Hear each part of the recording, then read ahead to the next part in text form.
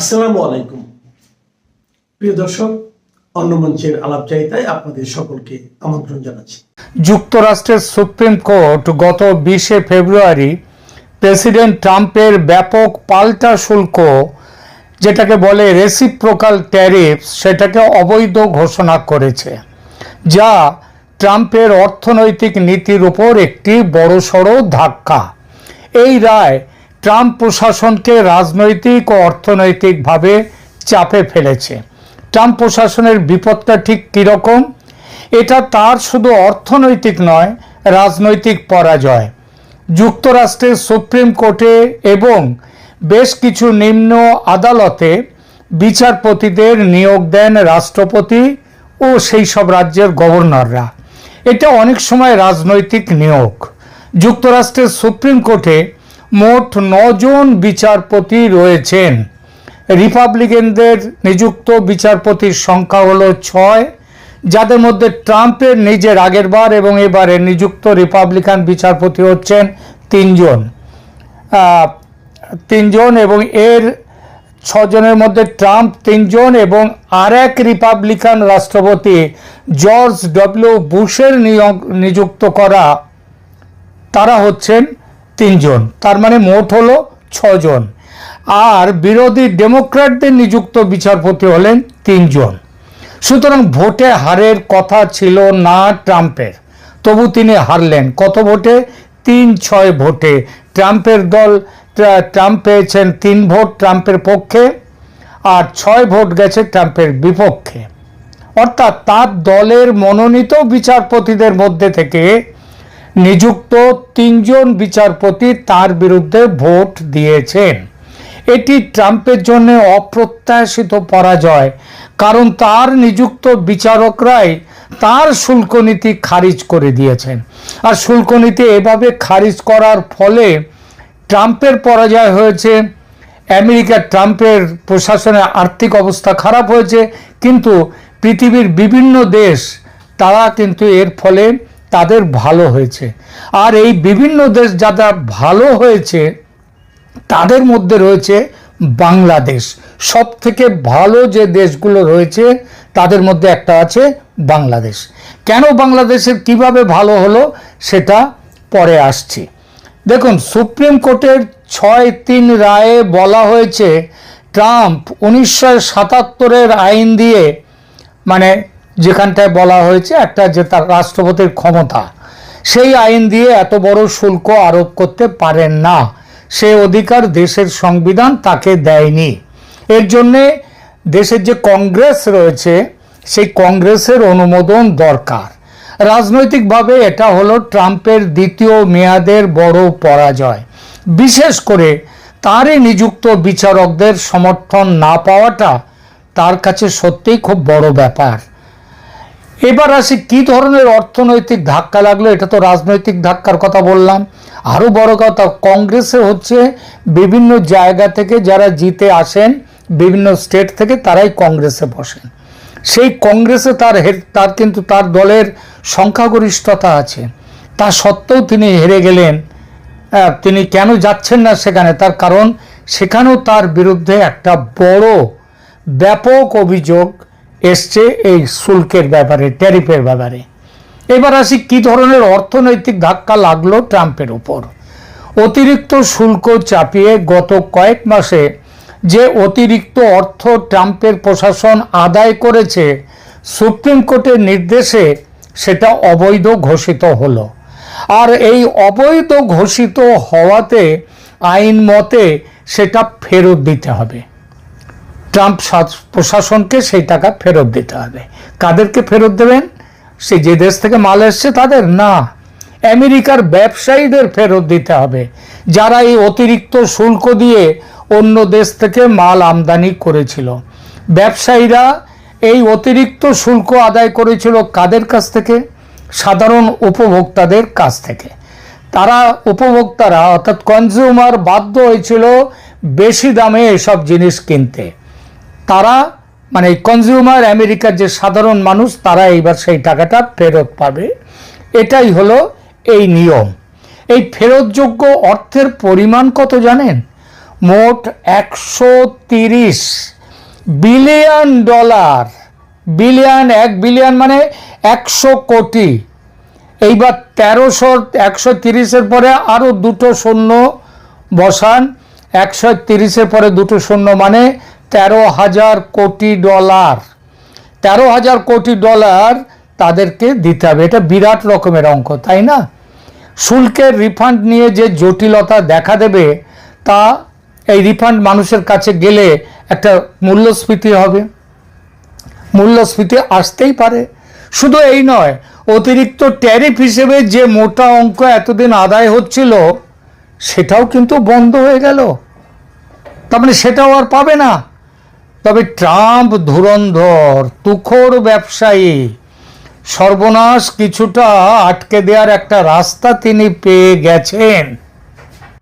Supreme কোর্টের রায় আসতে Trump এই রায়কে দেশের অপমান বলে সমালোচনা করেছেন, আর সঙ্গে সঙ্গে নতুন 10% গ্লোবাল ট্যারিফ জারি করেছেন 1974-এর এক আইনের অধীনে।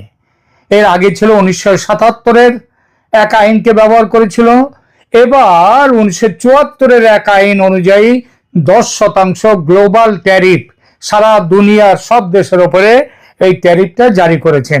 এই আইনে দেশের অর্থনীতি ঠিকঠাক রাখতে 5 মাস বা 150 দিনের জন্য সর্বোচ্চ 10% গ্লোবাল ট্যারিফ বা সবার জন্য একই ট্যারিফ লাগানোর ক্ষমতা আছে প্রেসিডেন্টের। ট্রাম্প সেটাই লাগিয়েছেন, 10% শুল্ক 150 দিনের জন্য দুনিয়ার সব দেশের জন্য। তবে যাদের এগেনস্টে ওই স্যাংশন আছে, নিষেধাজ্ঞা, তাদের নয়। এছাড়া অন্যান্য আইনি পথ খুঁজে শুল্ক আবার আরোপের ব্যাকআপ প্ল্যান রয়েছে ট্রাম্পের, যাতে আয় অটুট রাখা যায়। ট্রাম্প বলেছেন এতে তার ক্ষমতা, মানে সুপ্রিম কোর্টের এই রায়ে নাকি তার ক্ষমতা আরো বাড়বে। আইনের সেই সব ফাঁক ফোকর খুঁজে বের করতে এখন ব্যস্ত ট্রাম্প ও তার টিম। এবার আসি সুপ্রিম কোর্টের এই শুল্ক বাতিল আদেশ কি বার্তা নিয়ে এলো বাংলাদেশের জন্য, বাংলাদেশের ওপর এর কি প্রভাব পড়তে চলেছে সেই বিষয়টাই। যদি এক কথায় বলতে হয় তাহলে বলবো কি জানেন? বলবো বাংলাদেশের এই রায়ের ফলে বাংলাদেশের একেবারে বল্লে বল্লে অবস্থা। বল্লে বল্লে মানে কি? দুহাত তুলে নাচা, এটা হচ্ছে পাঞ্জাবের একটা পাঞ্জাবি টার্ম। এটা দুহাত তুলে নাচাকে বলে বল্লে বল্লে। সুতরাং বল্লে বল্লে কিভাবে হচ্ছে বাংলাদেশের ক্ষেত্রে, শুনুন তাহলে। প্রথমত, বাংলাদেশের পোশাক রপ্তানিতে আগে 19% রেসিপ্রোকাল বা পাল্টা শুল্ক ছিল, যার এফেক্টিভ রেট ছিল 19%। এখন সেটা নেমে আসছে 10%। এতে বাংলাদেশের রপ্তানি বাড়বে, আর রেডিমেড গার্মেন্টস রপ্তানিতে অনিশ্চয়তা কমবে। বিশ্বের সব দেশ এক শুল্কের আওতায় আসার ফলে লেভেল প্লেইং ফিল্ড বলতে যেটা বোঝায় বাংলাদেশের জন্য সেটা ফিরে আসবে, আর সেটা আশায় ক্রেতাদের আস্থা বাড়বে বাংলাদেশের পোশাক শিল্পে।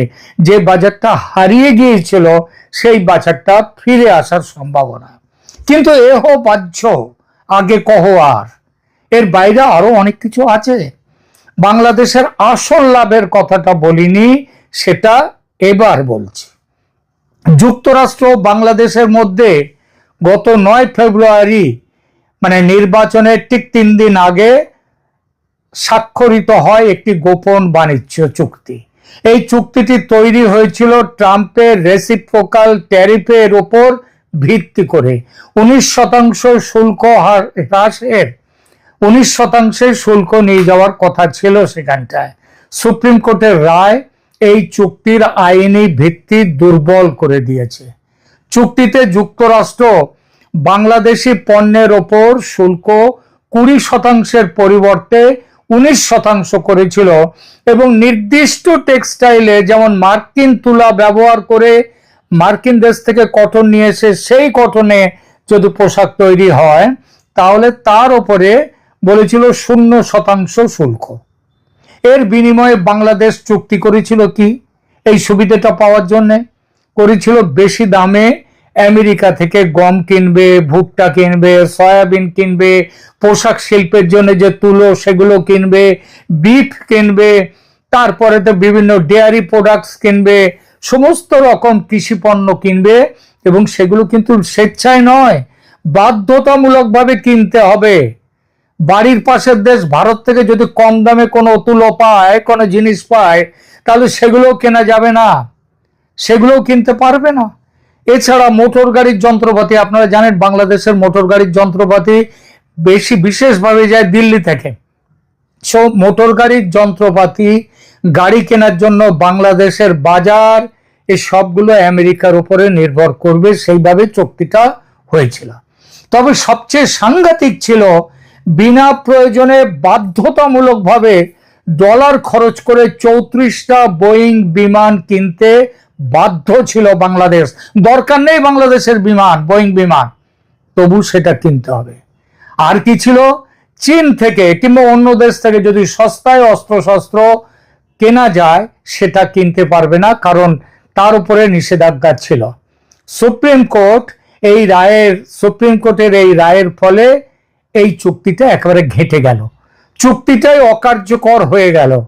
কোর্ট বলেছে রেসিপ্রোকাল ট্যারিফ অবৈধ, আর এই অবৈধ বলায় চুক্তির যেটা ভিত্তি, যেটা ইও 14257 মানে 14,257 যে অর্ডার এবং 14,346, এই দুটো চুক্তির ভিত্তিটা নষ্ট হয়ে গেল, এবং এই চুক্তি এখন বাংলাদেশের জন্য আর বাধ্যতামূলক নয়।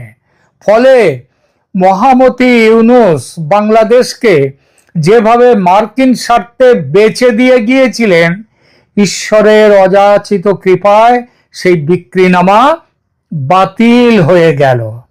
বাংলাদেশের বাণিজ্য সচিব মাহবুবুর রহমান বলেছেন, গোপন বাণিজ্য চুক্তি আর বাইন্ডিং নয়, এবং বাংলাদেশের শর্ত মানতেও আর বাধ্য নয়।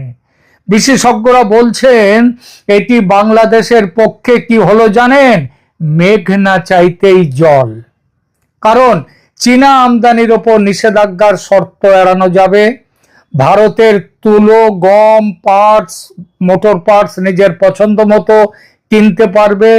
37,000 কোটি টাকা দিয়ে আমেরিকা থেকে 34টা বোয়িং বিমান কেনার দরকার নেই, কিনতে হবে না। এই জন্যই বলেছি সুপ্রিম কোর্টের রায়ে বাংলাদেশের একেবারে বল্লে বল্লে। কদিন আগে বাংলাদেশকে এই অবস্থায় যিনি নিয়ে গিয়ে ফেলেছেন, সেই মহামতি ইউনূস বিদায় নিয়েছেন।